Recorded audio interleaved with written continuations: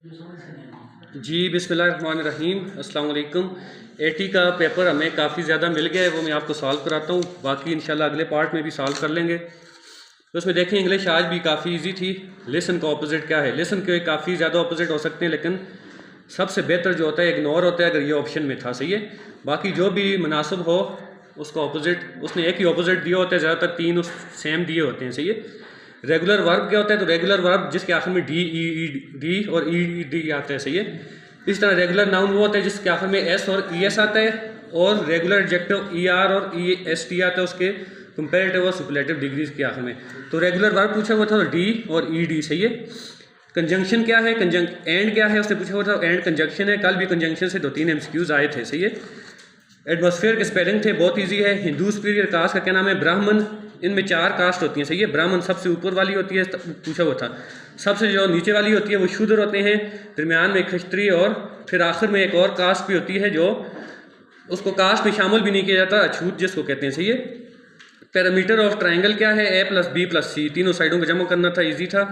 ये थोड़ा सा मुश्किल था। एलसीएम ऑफ पॉलिनोमियल, तो LCM of polynomial common factor multiply by non common factor, ये अलजेब्रा से था। सही है।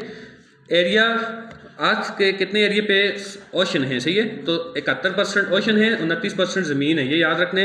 राना संगा कहाँ का था? मेवाड़ का था। सही है। ये इंडिया की रियासत थी।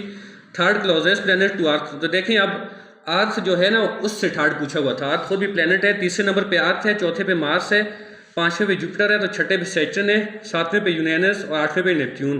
तो आज के थर्ड क्लोजेस्ट पूछा हुआ था तो वो सैटर्न बनता है। सही है। तो ये पूरी तरतीब मैंने आपको बता दी है, इसमें इसको देख लें। स्कल्पचर क्या है? तो स्कल्पचर सिर्फ पूछा हुआ था, जनरल पूछा हुआ था, किसी खास बंदे का या चीज़ का नहीं पूछा हुआ था।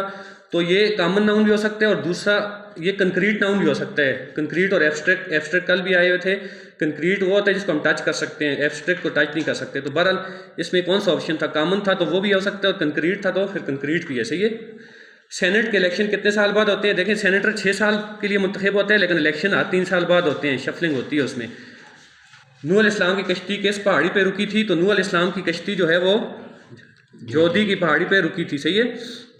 उम्मे हबीबा ग़ज़वा बदर कब हुई थी? 2 हिजरी में हुई थी, और 3 में हुई थी। सही है। ये पूरी तरतीब मैंने शेयर की थी।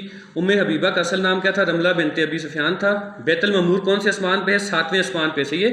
इसमें मेटा किसी जगह 4th भी बता रहा है, लेकिन सही जवाब इसका 7वां आसमान है। शी डैश वाचिंग टीवी बहुत आसान था, इज है इसका। सही है।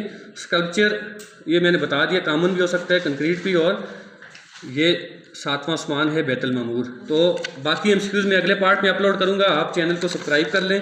इंशाल्लाह शाम तक हम ये पेपर भी, जिस तरह कल हमने CTIT का किया